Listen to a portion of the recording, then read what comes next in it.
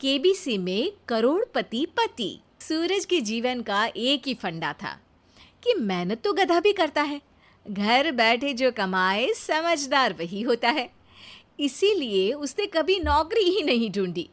इस बात से हालांकि उसकी पत्नी शिखा बिल्कुल भी अग्री नहीं करती थी, पर फिर भी सूरज को समझाना बेकार था। टीवी में कैसे बनोगे करोड़पति का ऐड देखकर उसे लगा कि बस अब तो घर बैठे ही वो करोड़पति बन सकता है, और उसके पीछे उसने अपने सारे सोर्सेस एक्टिव कर दिए।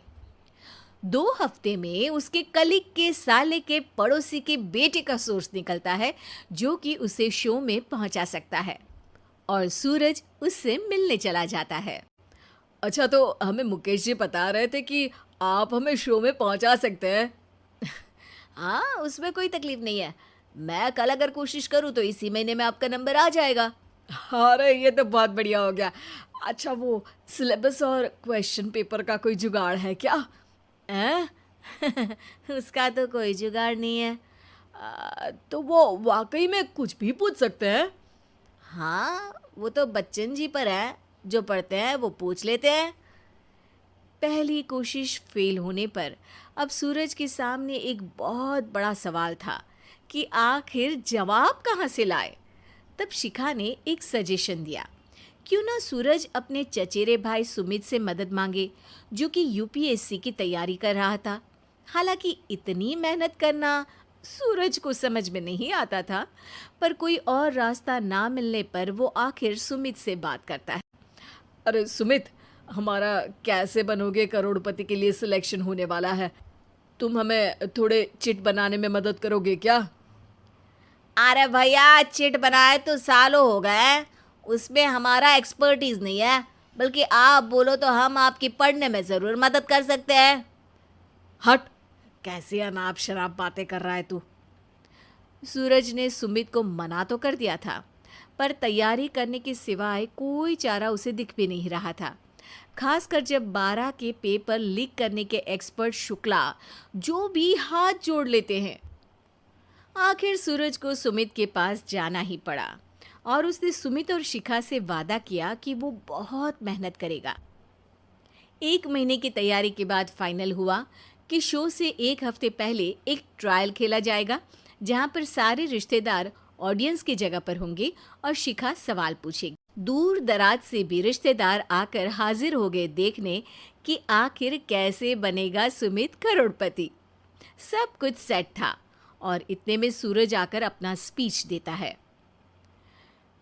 ये 1 महीना मेरे लिए आसान नहीं था, पर अपने भाई सुमित और अपनी पत्नी शिखा की मदद से मैं इतनी दूर पहुंच पाया हूँ।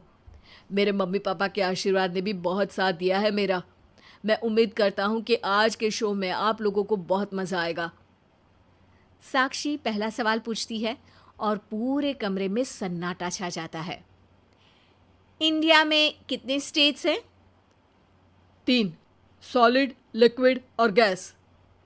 अरे रुकिए, तो ऑप्शंस तो देने दीजिए। इतने में 5वीं कक्षा का चिंटू बोल उठता है। अरे क्या मामा, आप तो पहले सवाल पर ही आउट हो गए। अरे बेटा, पहला सवाल तो ट्रायल होता है ना। अरे तुम अब देखना। देखने जैसी बात तो थी ही। सूरज को इतना शांत किसी ने नहीं देखा था। कभी कभी तो लगता था मानो सूरज आंख खोलकर ही सो गया हो। मामा जल्दी करो प्लीज, कल सुबह पनवेल भी तो निकलना है। अरे हट, कंसंट्रेट करने दे मुझे।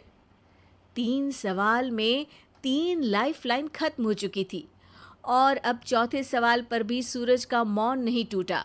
पर सूरज अभी भी हार मानने को तैयार नहीं था।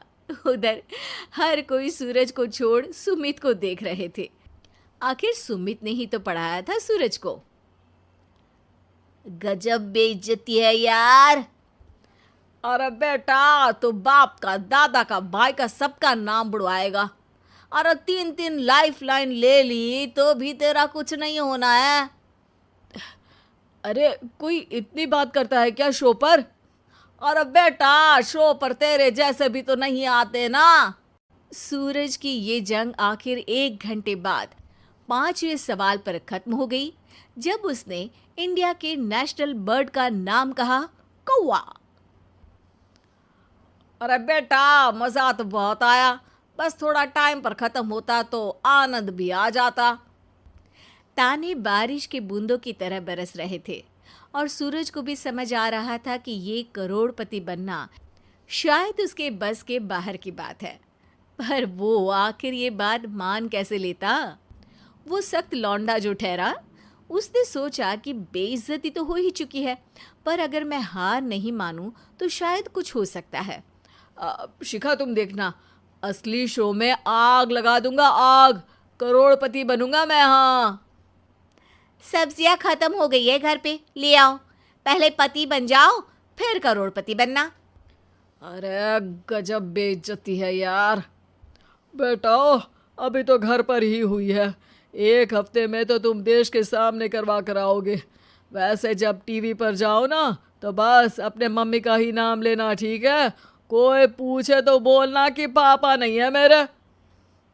अरे पढ़ाई की, पेपर निकलवाए, इतने सारे लोगों को खाना खिलवाया, क्या फ़र्क पड़ा? इसीलिए मैं कहता हूँ कि मेहनत तो गधा भी करता है, घर बैठे जो कमाए वही सिकंदर। लेकिन मामा, गधे भी जानते हैं कि हमारा राष्ट्रीय पक्षी मोर है।